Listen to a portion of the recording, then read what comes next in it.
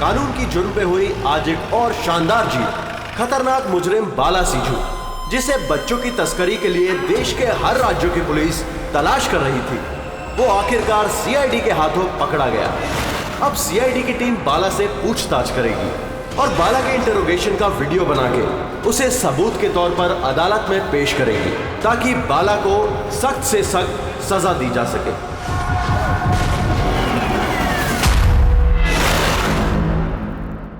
एक कप चाय ही मिलेगी? वो बच्चे कहाँ जिन्हें तूने बेचा है? मैंने किसी बच्चे को नहीं बेचा। बच्चे देश में है या विदेश में? मेरी चाय कहाँ है एसीपी साहब? देश में या विदेश में? बाला, उन बच्चों को सही सलामत उनके माँ बाप तक पहुंचाने की कसम खाई है हमने। अगर उनको कुछ हुआ ना, तो तेरे साथ वो करेंगे जो तू सपने में भी सोच नहीं सकता।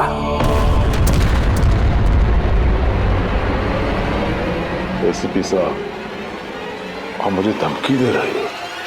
हाँ? शुक्र मना हम लोग हैं तो सिर्फ बात कर रहे हैं। अगर दया होता ना तो क्या कर लेता वो? ज्यादा से ज्यादा मेरे लिए चाय बना के लाता वो।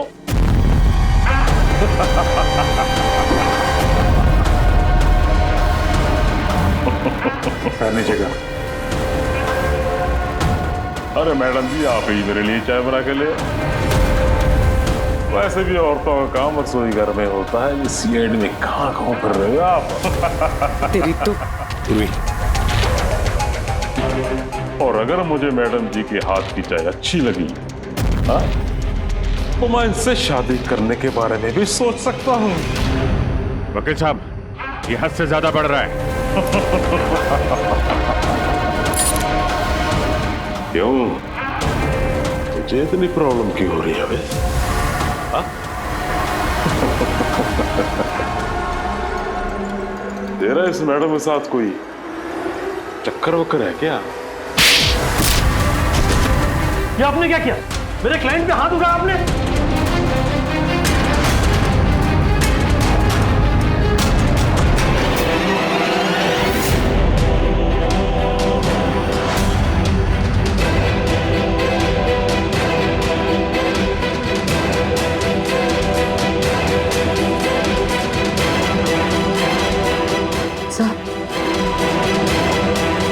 So he's dead?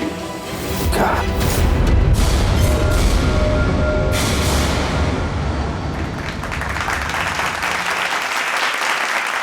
Good evening ladies and gentleman and welcome to सवाल जवाब। मैं आपका होस्ट अभय कुमार आपका स्वागत करता हूं। आज का विषय या डिबेट है कि क्या हमारे देश में कानून के रखवाले कानून से बड़े हैं? आप सब लोग ने हाल ही में इस केस के बारे में सुना होगा, जहां सीआईडी के सीनियर इंस्पेक्टर मिस्टर अभिजीत पर बाला नामक एक क्रिमिनल की मौत का इल्जाम लगाया गया। इसलिए आज हमारे साथ मौजूद है खुद senior inspector Abhijeet from the CID bureau, उनके साथ ही ACP Pradyuman ji, welcome sir, और senior inspector Daya CID bureau से।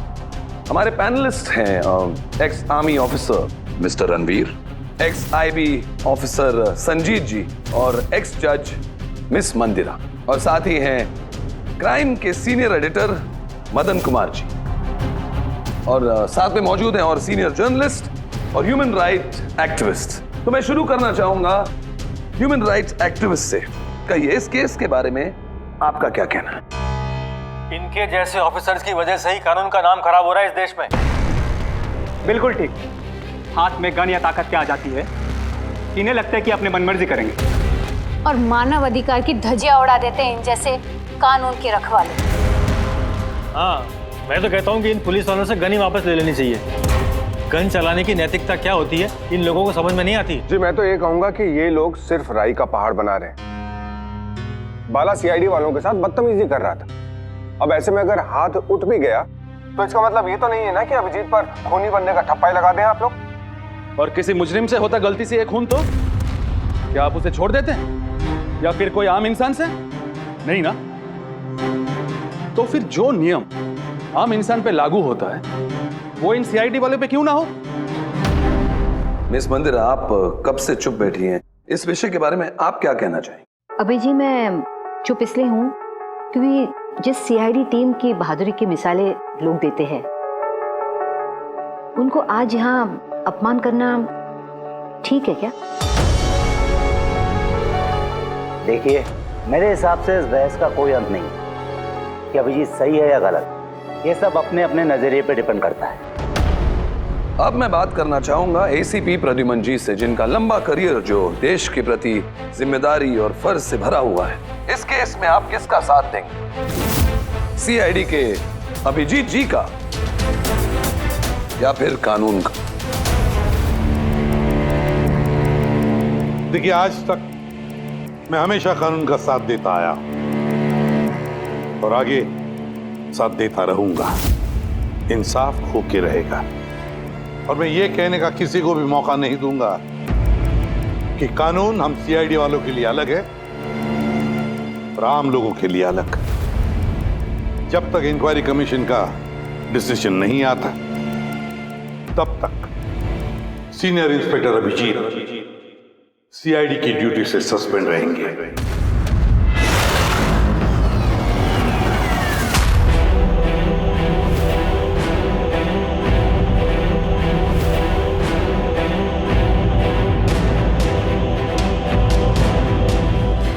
एक मिनट सर।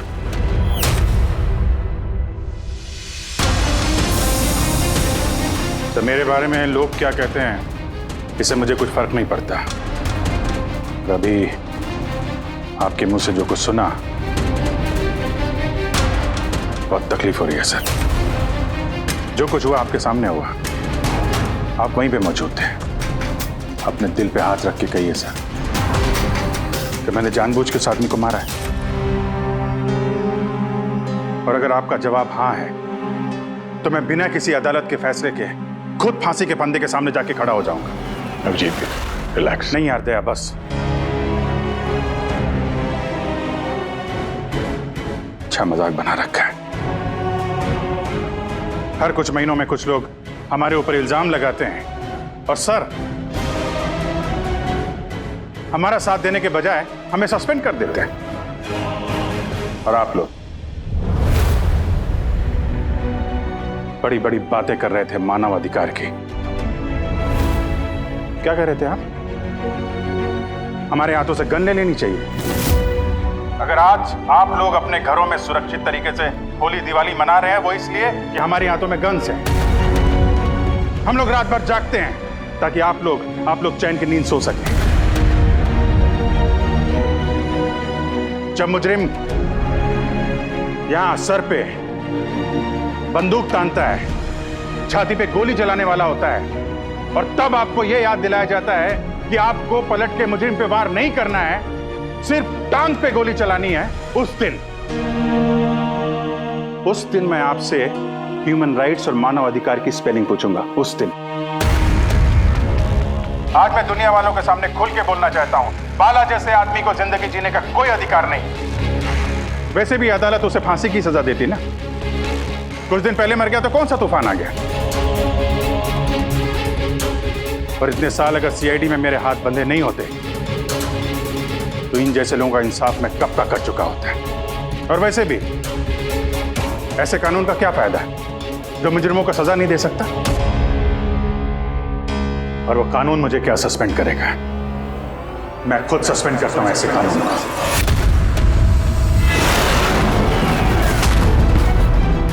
दिल में जज्बा और जेब में इस्तीफा लेकर हमेशा घूमता हूं मैं।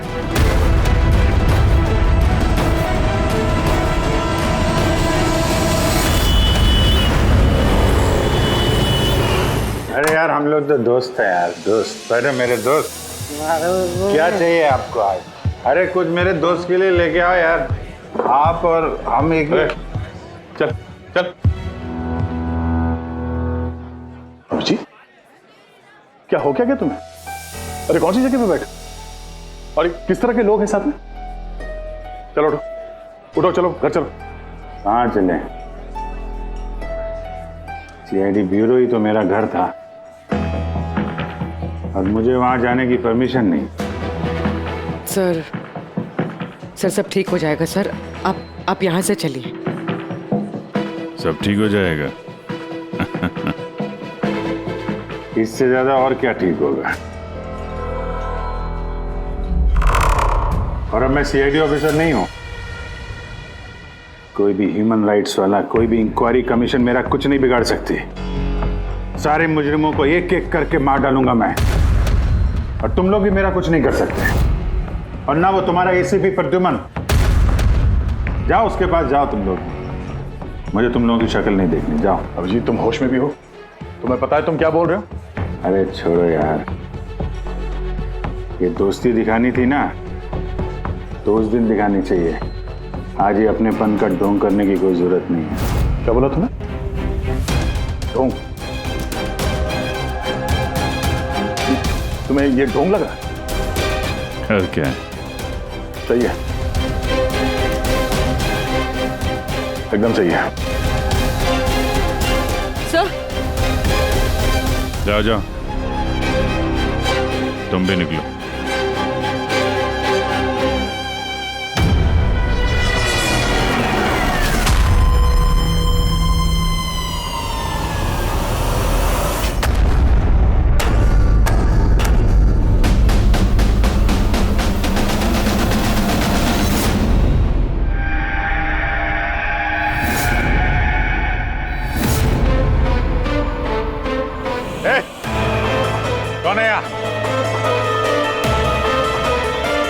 आंखों में पट्टी क्यों बांध रखी है?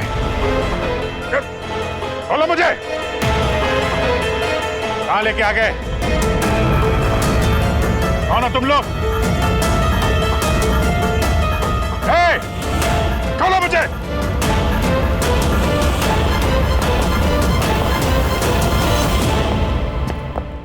कौन हो तुम लोग? पट्टी खोलो।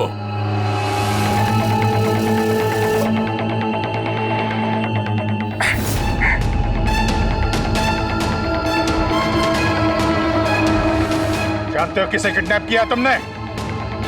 एक सीआईडी ऑफिसर। अभिजीत, अब तुम एक सीआईडी ऑफिसर नहीं रहे। सीनियर इंस्पेक्टर अभिजीत सीआईडी की ड्यूटी से सस्पेंड रहेंगे। डरो मत, तुम्हें हमसे कोई खतरा नहीं। हमें अपना दोस्त समझो। दोस्त? आखिर हो कौन तुम लोग? सब पता चल जाएगा अभिजीत कि हम कौन हैं और तुमसे चाहते क्या हैं। वहां अंधेरे में छुप के क्यों खड़े हो? हिम्मत है तो सामने आओ। हम अंधेरे में इसलिए हैं क्योंकि ये देश और समाज रोशनी में हमें हमारा काम करने नहीं देता। क्या मतलब? हम भी तुम्हारी तरह कानून के रखवाले हैं, लेकिन तुम कानून के दायरे में रह के काम करते हो और हम उसके बाहर। हम सीधा मुजरिमों का इंसाफ करते हैं, न कोर्ट, न कचहरी, न इंक्वायरी कमीशन, सीधे सजाए मौत। एक मिनट, ये तुम लोग क्या कह रहे हो? मैं कुछ समझ नहीं पा रहा हूं। पहचानते हो इसे? ये तो मालविका है, कहने को सोशलाइट, लेकिन कई आतंकवादी गतिविधियों से जुड़ी हुई है ये। Good, next. Rangan Banga real estate का बिजनेस दिखाने के लिए और उसकी आड़ में ड्रग्स का लेन देन। विलियम? ये तो विलियम है। 7 मर्डर का इल्जाम है इसके ऊपर। That's right. मगर मुझे क्यों दिखा रहे हो इनकी तस्वीरें? मुझसे क्या चाहते हो? बताते हैं। पहले तुम जरा ये बताओ कि अगर तुम्हें ये पता चले कि इन मुजरिमों को कानून कभी सजा दे नहीं सकता, तब तुम क्या करोगे? अगर इनको कभी सजा नहीं मिल पाई तो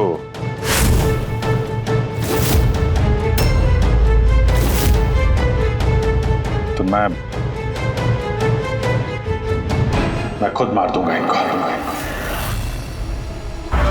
वैसे भी किसी भी मुजरिम को इस धरती पे सांस लेने का हक नहीं है।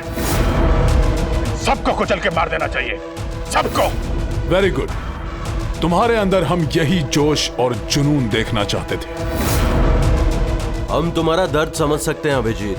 अगर बाला गलती से मारा भी गया तो क्या फर्क पड़ता है, था तो वो एक मुजरिम ही ना। अब तुम ही बताओ अभिजीत, इतने सालों की ड्यूटी का ये जो सिला मिला है तुम्हें, क्या ये ठीक है? इनके जैसे ऑफिसर्स की वजह से ही कानून का नाम खराब हो रहा है इस देश में। और मानव अधिकार की धज्जियां उड़ा देते हैं इन जैसे कानून के रखवाले। हाथ में गन या ताकत क्या आ जाती है, इन्हें लगता है कि अपनी मनमर्जी करेंगे। नहीं, बिल्कुल ठीक नहीं है।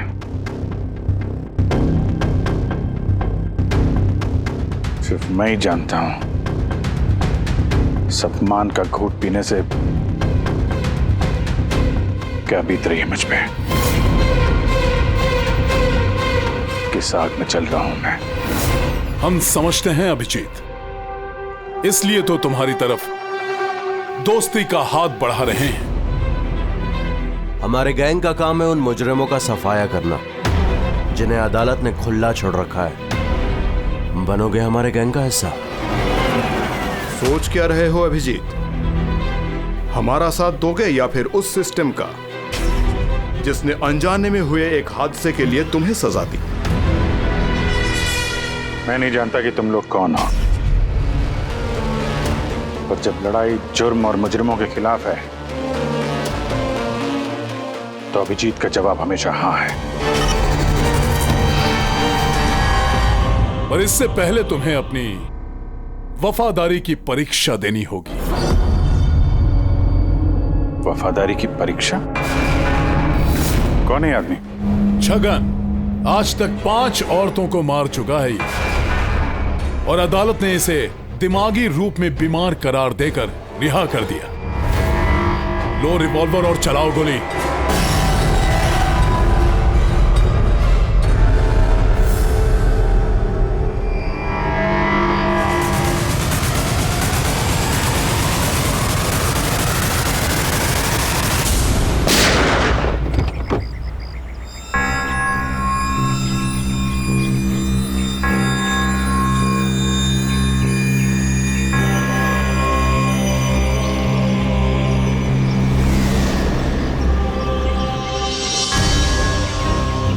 हमारे फ़ोन का इंतज़ार कीजिएगा। और हाँ, जो आपको तकलीफ हुई ना उसके लिए सॉरी। और एक बात ध्यान में रखिएगा, फ़ोन हमेशा अपने साथ रखिएगा। अगर बाथरूम जाना है तो भी।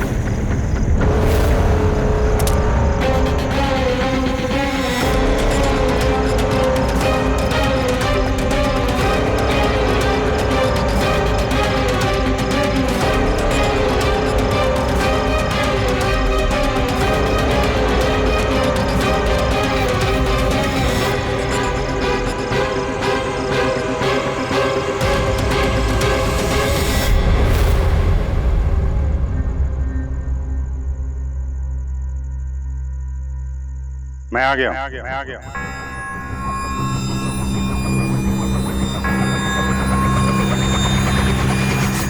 हमारा अंदाजा सही निकला। मतलब जो कहानी हमने फैलाई थी वो मान लिया उन लोगों ने। और चारा ही क्या था? जिस जाल में वो लोग फंसे हैं उसे हमने 1 महीने पहले ही फेंका था। सर, इतने खतरनाक मुजरिमों का एक के बाद एक कैसे खून हो जाना, ये संयोग नहीं हो सकता सर। सर, इन सब मुजरिमों का ये नया दुश्मन कहाँ से आ गया? आ गया या आ गए, इन पांचों का कोई एक ही दुश्मन होना जरा मुश्किल लगता है। पर सर, अलग अलग दुश्मन है तो फिर सबने एक साथ हमला कैसे किया? पूरी लोग अलग अलग हो सकते हैं लेकिन गैंग एक ही है, मकसद भी एक ही, बुरे लोगों का खात्मा करना। लेकिन कानून को अपने हाथ में लेकर अलग अलग शहरों पे अलग अलग टाइम पे खून करना, इतनी लंबी प्लानिंग किसी एक आदमी के बस की बात तो नहीं है। बिल्कुल ठीक कह रहे हो अभिजीत। लगता है कुछ मिल गया तुझे, हैं? हाँ बस। क्या? बस इसमें कोई एक खूनी नहीं है, क्योंकि अधिकतर हर एक खूनी का खून करने का अपना एक खास पसंदीदा तरीका होता है, लेकिन यहां पर ऐसा नहीं। ये देखो, इसे गोली मारी गई है। गोली बहुत दूर से मारी गई है, लेकिन गोली सीधी जाकर के दिल में लगी है, 1 इंच भी इधर उधर नहीं। दूसरा, इसे मार्शल आर्ट के किसी एक खास मूव से मारा गया है, बहुत ही खतरनाक, एक झटके में चित। और ये तीसरा मर्डर? ये तीसरा, इसे जहर से मारा गया है। एक खास नुकीली चीज से जहर इंजेक्ट किया गया है सीधा आर्टरी में, जहर तुरंत खून में मिल गया और ये खत्म। तो तीसरा मर्डर भी किसी एक्सपर्ट ने किया है सर? हाँ, ये पहला शार्प शूटर, दूसरा मार्शियल एक्सपर्ट और तीसरा खास तरीके से जहर का इंजेक्शन देने वाला। ये जो भी है, इन्होंने अलग अलग तरीके से जान लेने की ट्रेनिंग पाई है, जैसे कोई स्पेशल एजेंट। और शायद इस गैंग में इस तरह की सोच रखने वाले और भी लोग शामिल होंगे जो समाज से मुजरिमों को मिटाना चाहते हैं। सर, अगर ये लोग इतने एक्सपर्ट हैं तो ना ही कोई सुराग छोड़ेंगे, ना ही कोई पहचान। इन तक पहुंचेंगे कैसे? लोहा लोहे को काटता है पूर्वी। इन लोगों की गैंग तक पहुंचने का एक तरीका है, बाला की मौत का नाटक। सब कुछ प्लान के मुताबिक चल रहा था सर। फिर उन्होंने मुझे एक आदमी के ऊपर गन तान के ट्रिगर दबाने को कहा। और तुमने ट्रिगर दबा दिया? Yes sir. तुमने ट्रिगर दबा दिया? Yes sir. क्या मतलब है ये सब? हाँ? कहा था ना हमने, तुम्हारी परीक्षा ली जाएगी ये देखने के लिए कि तुम इस काम को अंजाम दे सकते हो या नहीं। मुझे किससे मारना है? एक ऐसा इंसान जो इंसान कहलाने के लायक भी नहीं है, देश के उत्तरी राज्यों में ड्रग्स का धंधा करता है और न जाने इसकी वजह से कितने नौजवान अपनी जिंदगी बर्बाद कर चुके हैं। उसका नाम? अपने आप को बहुत बड़ा बिजनेसमैन समझता है, लेकिन ड्रग डीलिंग ही उसका असली काम है। एक बार वो शहर में वापस आ जाए, बस उसके बाद उसका काम तमाम। नाम में क्या रखा है? गोली मारने के ठीक 1 घंटा पहले तुम्हें बता दिया जाएगा कि कब और कहां गोली चलानी है। ट्रिगर कैसे दबा दिया? उसे कुछ हो जाता तो, मारा जाता तो? नहीं दया, कुछ नहीं होता। वो गन के वजन से मैंने अंदाजा लगा दिया था, अंदर कुछ गोलियां वोलियां थी नहीं। अभिजीत, अब उनके रंग में इस कदर रंग जाओ कि रत्ती भर तक शक ना करे वो लोग। यही एक तरीका है उन तक पहुंचने का। लेकिन इसके पहले वो कुछ बड़ा अंजाम करें। अगर हम उनके अड्डे तक पहुंच जाएं और उन्हें वहां गिरफ्तार कर लें तो? अगर उनके अड्डे तक पहुंचेंगे कैसे? तुम्हारे आंखों पर तो पट्टी बांध रखी थी। पट्टी बंधी थी दया, लेकिन उनके अड्डे से घर पहुंचने तक मैंने रास्ते को अच्छी तरीके से महसूस किया है और जो कुछ मुझे लगा मैंने इस पेन ड्राइव पर रिकॉर्ड किया है। ये मेरे कपड़े हैं, जूते हैं, इनसे भी शायद कुछ मदद मिले उनके अड्डे तक पहुंचने के लिए।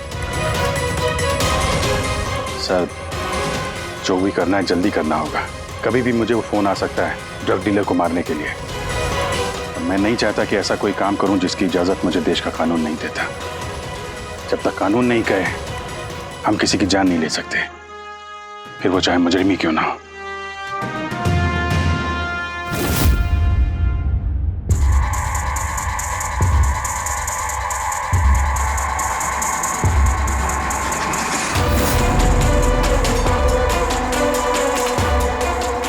ध्यान से सुनना। कुल मिला के 1.5 घंटे लगे थे मुझे उनके अड्डे से अपने घर आने में। कार की स्पीड 60 के ऊपर नहीं गई होगी। 15 मिनट गाड़ी ट्रैफिक जाम में फंसी हुई थी।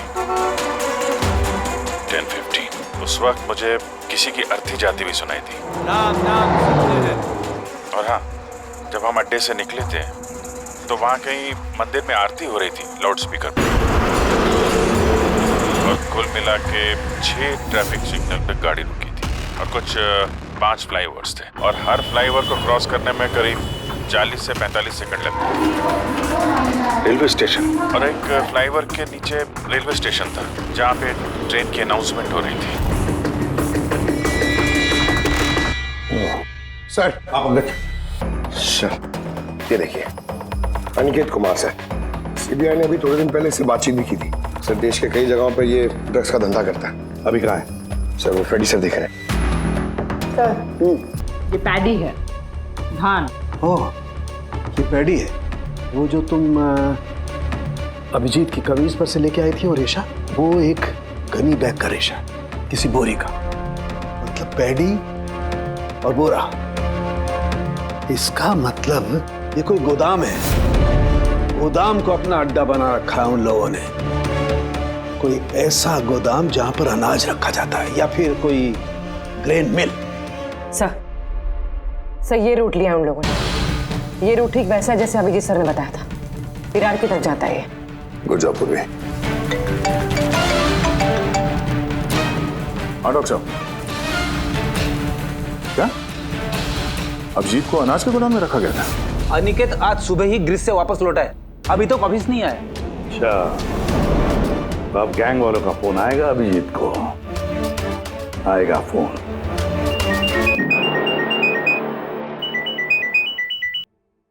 हेलो, आपके लिए एक खुशखबरी है अभिजीत सर। जिस घड़ी का आपको इंतजार था वो आ गई है। आज आपके शुभ हाथों से एक मुजरिम को सजा मिलेगी। ठीक 1.5 घंटे के बाद एक काले रंग की गाड़ी आएगी आपके पास और बता देगी कि आपको किस पे और कहां गोली चलानी है। मगर राइफल कौन सी है? क्या फर्क पड़ता है राइफल कौन सी है? आपको तो सीआईडी ट्रेनिंग में हर किस्म की ट्रेनिंग दी जाती है ना। मैंने ट्रेनिंग तो मुझे सारे हथियारों की है, लेकिन मेरे पास सिर्फ एक ही चांस है गोली मारने का। तो अगर मुझे पता हो हथियार कौन सा है तो थोड़ी आसानी होगी।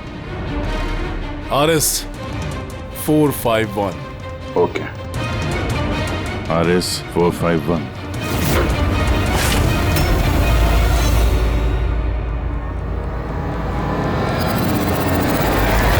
ये क्या कह रहे हैं आप? मेरी जान को खतरा है? फिर तो मैं कहीं जाऊंगा ही नहीं, घर के अंदर ही छुप के बैठूंगा मैं। सारी मीटिंग्स कैंसिल। अनिकेत, घर में छुप कर बैठने से कोई फायदा नहीं होगा। उन लोगों ने ठान लिया है तुम्हें मारने का और वो मार कर ही रहेंगे तुम्हें। बहुत कुछ कीजिए ना, आप लोग सीआईडी वाले हैं, बचा लीजिए मुझे। बचा लेंगे हम तुम्हें, सिर्फ इस बार गोली हमारा ऑफिसर तुम पर चलाएगा। तुम्हारे इन कपड़ों के अंदर एक बुलेट प्रूफ जैकेट होगा और कुछ खून के पैकेट्स। अगर निशाना इधर उधर चला गया तो, अगर गोली सर पर लग गई तो? कुछ नहीं होगा, क्योंकि गोली भी नकली होगी। और हाँ, तुम्हें तुम्हारे कर्मों की सजा जरूर मिलेगी, मगर पहले हम तुम्हारे जरिए उस मास्टरमाइंड को पकड़ेंगे। अब बताओ, मीटिंग के लिए कहाँ जाने वाले थे तुम? अगली मीटिंग 1 घंटे में है। एक मॉल के बाहर एक प्रोडक्ट लॉन्च है। मॉल के बाहर? हेलो, मुझे लगता है मिशन कैंसिल करना पड़ेगा। मगर क्यों? बाला जिंदा है।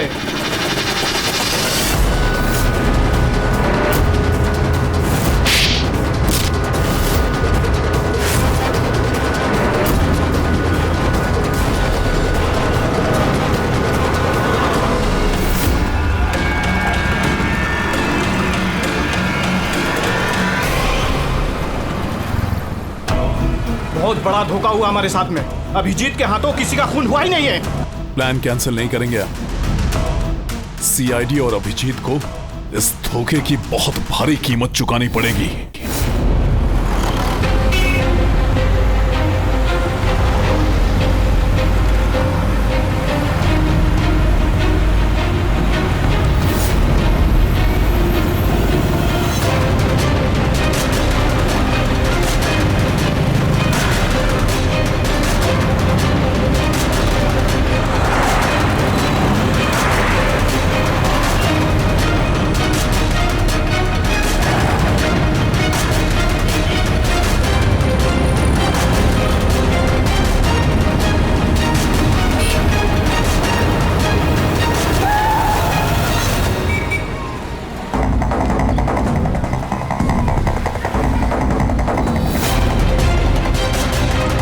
यहाँ पे वो आदमी आने वाला है। पर वो आदमी आया कौन? सब्र रख, पता चल जाएगा। चल तुझे वो जगह दिखाता हूँ जहाँ से तुझे गोली चलानी है उस पर।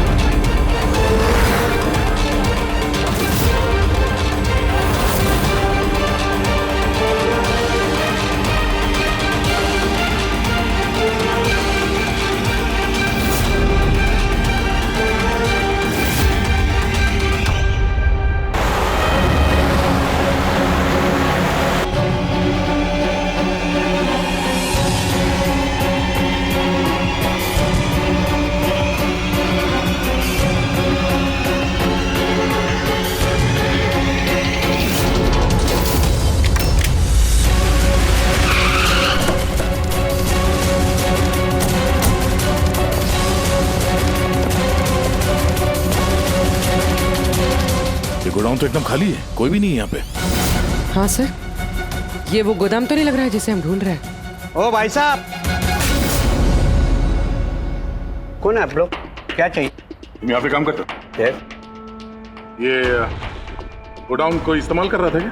नहीं तो पिछले 2 साल से बंद पड़ा हुआ है और ये गोदाम हमारे बॉस को बेच रहे हैं। अब क्या खरीदने आए? अगर ये वो गोडाउन नहीं है तो फिर कौन सा गोडाउन है?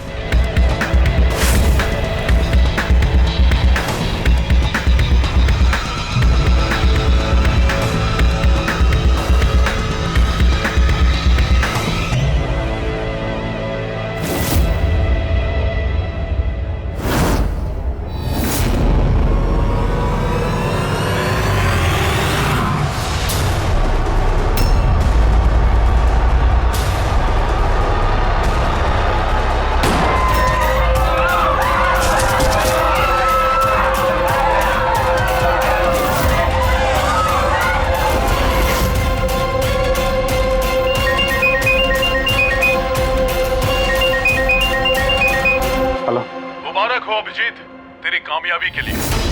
अनिकेत की टिकट कट चुकी है। अब बैठो गाड़ी में, मिलकर बधाई दूंगा तुम्हें। ठीक है, आ रहा हूं मैं।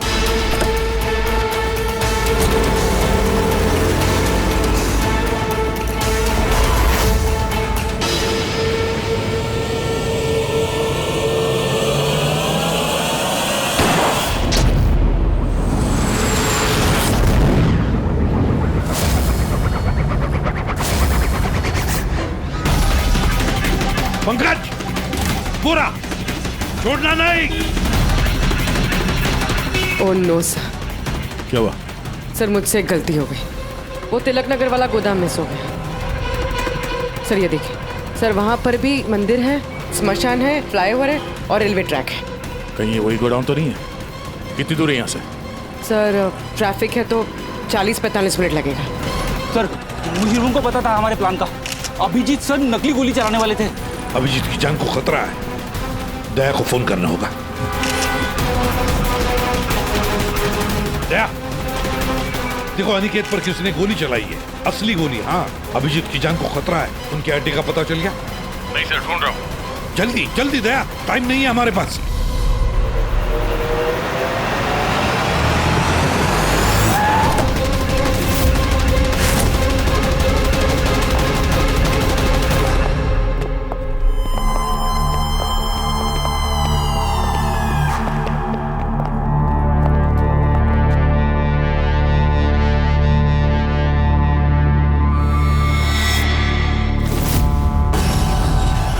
बहुत बहुत बधाई हो तुम्हें, वेल डन। अनिकेत के मौत की खबर हर न्यूज चैनल पर छा गई और अब तुमने हमारा विश्वास जीत लिया है। इसलिए अब हम अंधेरे से रोशनी में आकर तुमसे अपनी पहचान करवाएंगे।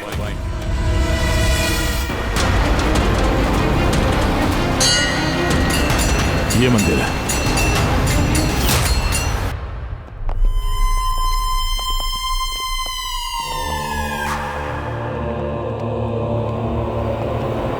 हमारे पैनलिस्ट हैं ex IB officer Sanjeet ji, ex जज miss Mandira, ex army officer mister Ranveer. Oh, तो आप लोग हैं? हाँ, हम। क्यों? हैरानी हुई हमें देखकर? भूल गए उस दिन जब सिर्फ मैंने तुम्हारा समर्थन किया था?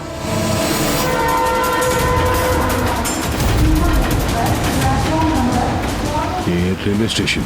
अभिजीत, हम सबका मकसद एक है, जुर्म का सफाया। मगर आपके ये चौथे साथी,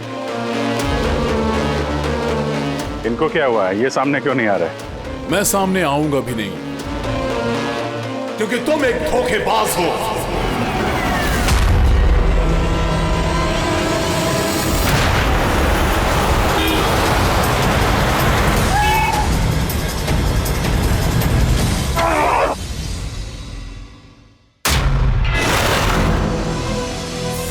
बाला जिंदा है?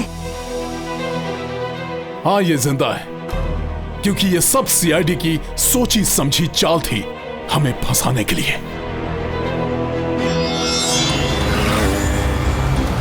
और ये स्मशान भूमि। और अनिकेत? वो भी जिंदा होगा। जरूर इस अभिजीत ने उसे नकली गोली मारी होगी। अभिजीत, इस धोखे की सजा सिर्फ मौत है, सिर्फ मौत। तुम और बाला दोनों मरोगे, दोनों। और तुझे हम नहीं मारेंगे। ये मारेगा।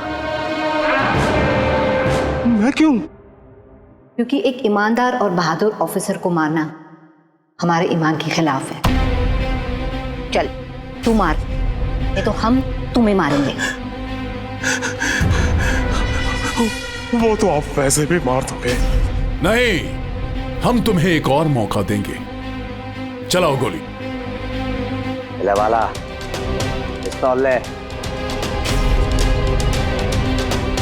ले।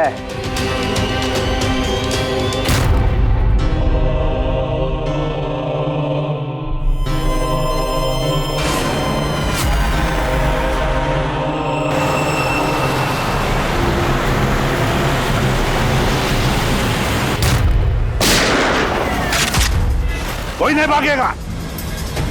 चल। मैं आपका होस्ट अभय कुमार।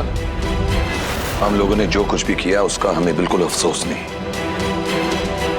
हम लोग भी देश के लिए कुछ करना चाहते थे, जैसे आप लोग करना चाहते हो।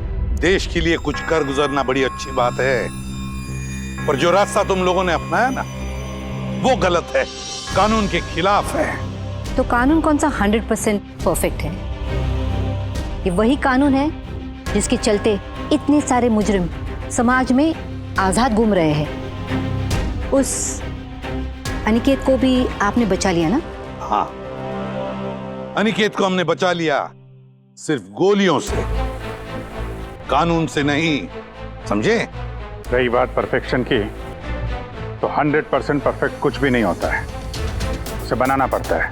आप लोगों का तरीका क्या परफेक्ट है? क्या गारंटी है इस बात की कि अपनी सनक के चलते तुम लोगों ने सिर्फ गुनहगारों को ही मारा है, किसी निर्दोष को नहीं? अब उसी अदालत के सामने जाकर अपनी शिकायत पेश करना, उस अदालत से जिससे तुम इतने परेशान हो। अब वही अदालत तुम्हारा इंसाफ भी करेगी। अब पता चलेगा तुम लोगों को कि अपने देश के कानून की मर्यादा का एहसास क्या होता है। केस बड़ा ही पेचीदा था सर। हाँ, तो मुजरिम भी तो पकड़े गए और एक केस खत्म। चलो भाई, घर नहीं जाना क्या? मगर अभी एक अपराधी को पकड़ना बाकी है। क्यों दया? Hello CID. कौन है आप लोग? क्या चाहिए? मैं विक्रांत हूँ, क्राइम टीम से। हमें यहाँ की तलाशी लेनी है। ये सर्च वारंट है। तलाशी?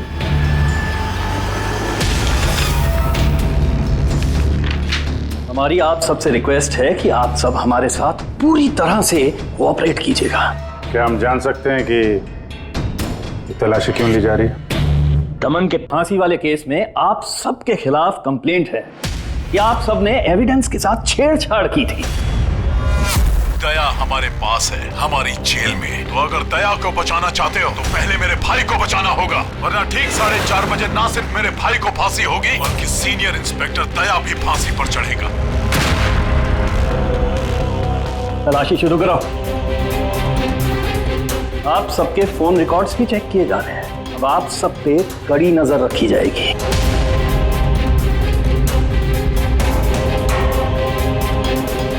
और हाँ, आप सबके साथ अकेले अकेले सवाल जवाब भी किए जाएंगे। मेरी आपको पर्सनल सलाह है, जो भी बोलना बिल्कुल सच बोलना। ये सीआईडी का फ्यूचर तय करेगा। सीआईडी से हैं, कोई पानी का बुलबुला नहीं। और तुम कौन होते हो हमारा फ्यूचर तय करने वाले? हाँ? सीआईडी की बुनियाद सच की नींव पे टिकी है।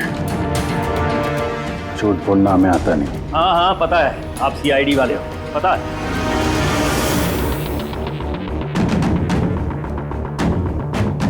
लेकिन आप जो भी हो, कानून से ऊपर नहीं हो।